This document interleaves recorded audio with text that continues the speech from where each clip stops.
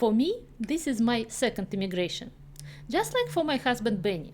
He moved from Hong Kong to US when he was 17. I moved from Russia when I was 38. Back then I chose the state simply because I had family here, same as Benny.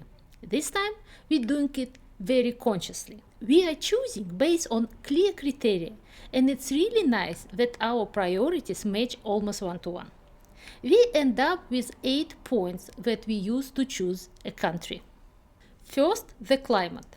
We really love the California climate. We are 15 minutes from the ocean, there is no real winter, almost no rain, and the cold ocean keeps the summer heat in check. This kind of weather is called Mediterranean climate. If you look at the map, you will see it's only in few narrow zones along the ocean. Here in California, then along the west coast of Europe, and in the southern hemisphere, it's part of Chile and South Africa. It happens when warm sunny areas meets cold ocean currents. We don't want to move to southern hemisphere, so for us, twin of California, it's the west coast of Europe. Second, it's possibility of legal residency. Even though an American passport opens a lot of doors for tourists, not every country is happy to accept immigrants, no matter where they're coming from. Portugal, Spain, and France are relatively welcoming, but for us, it's turned out to be most realistic to get legal residency in Portugal. Portugal actively invites retirees, people with passive income, and digital nomads. They are the perfect immigrants. They are calm, they don't take local jobs, they bring their savings into the country, and they need service from the locals. What more could you wish for?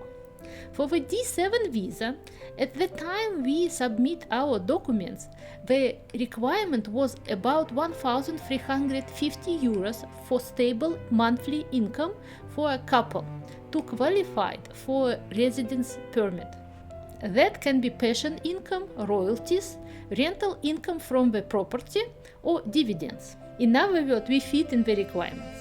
Later in future videos, I will share our own experience of applying for this visa, what we actually did and which document we use. So subscribe if you don't want to miss it. Third, safety. For me, this is a very important factor. I remember when in Russia, I never felt safe. When I moved to US, I finally exhaled. We live in very good neighborhood now. They even leave packages at the door and nobody touches them. So I definitely wouldn't agree to something less safe than that. According to Global Peace Index, Portugal is consistently ranking among the safest countries in the world. Again, in big cities and rough neighborhoods, its situation can be worse. But we don't want to live in big city anyway. Fourth, real estate prices and the ability to actually buy something. In Portugal, foreigners can buy houses and land without any problem. There are, of course, some practical issues, but it's fully permitted by law. And property prices are still quite reasonable compared to California. In big cities like Lisbon and Porto, prices as high as in any European capital. But outside the big cities, it's a very different story. If you're willing to buy a ruin and renovate it, prices start at around 50,000 euros. For about 500,000 euros, you can find a good house with a garden and swimming pool in very good condition. And that will usually be only 20-30 minutes driving from a big city. Our original plan was to buy a small house that only needs some cosmetic work, with a garage where we could set up our studio. What actually happened with that plan, what went wrong, and how it's all ended, I will tell in one of my next videos. Fifth, it's beauty. Not long ago, I realized that in the end, our life is basically made of what we look at every day, who we talk to every day, what we do, and what we eat every day. And since we actually have a choice, we choose Portugal's mind-blowing landscapes instead of concrete intersections and neighbors' rooftops. Portugal is essentially all hills. Many roads and towns are located right on the hilltops. That means at least half of all houses there have a beautiful view, either from the hill down into the valley or across the mountains. The government also takes preservation of nature resources very seriously, and a lot of the land is protected. Even if you own the land, it doesn't mean you can build whatever you want on it. Sixth, standard of living. About 1,300 euros a month is enough to live a normal life in rural Portugal. You can still buy fresh vegetables, fruits, and seafood. Prices for goods and electronics are more or less the same all over the world, plus or minus local taxes. What really different is the cost of labor and services. So, our relatively modest passive income by American standard can still give us a normal, comfortable life there.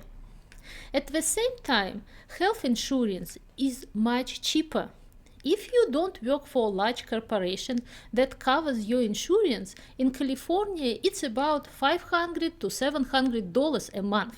In Portugal, private health insurance it's around 700 euros a year.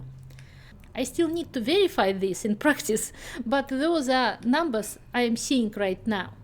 Seventh, communication. People in Portugal speak Portuguese, but a lot of them also speak English very well.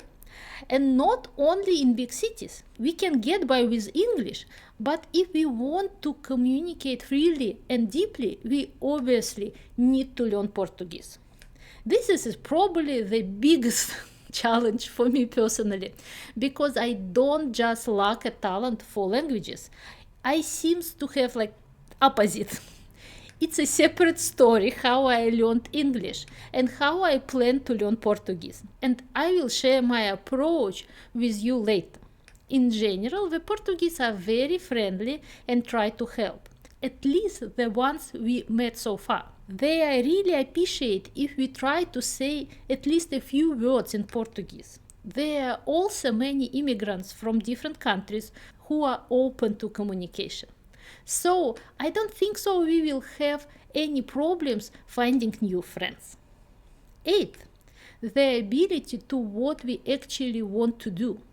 For me, it's very simple. I want fast, reliable internet and a separate space where I can make music and set up my studio. For Benny, it's having space for his studio and woodworking workshop, and being able to travel easily. All of this is actually realistic in a Portuguese village. Internet is good, houses with extra space are still affordable, and you can get tools and materials delivered or buy them locally. Portugal, in this sense, really let us live the way we want to live. And of course, this is still Europe, which means traveling is much easier, and it's exactly what we plan to do. People sometimes ask us, why don't you just move to some more affordable suburbs in California? Because we simply cannot afford it. Land near to the ocean is totally out of reach for us, and health insurance costs don't magically disappear. So the first reason is money. The second reason is our desire for something new. We are a little bit scared, but we are more excited than afraid. We're looking ahead with optimism. In the very next video, I will talk about how we choose the exact area in Portugal where we want to live. If you're also thinking about changing countries or just your lifestyle, say hi in the comments. Who knows, maybe one day we will get to know each other over better and even meet in Portugal. See you soon!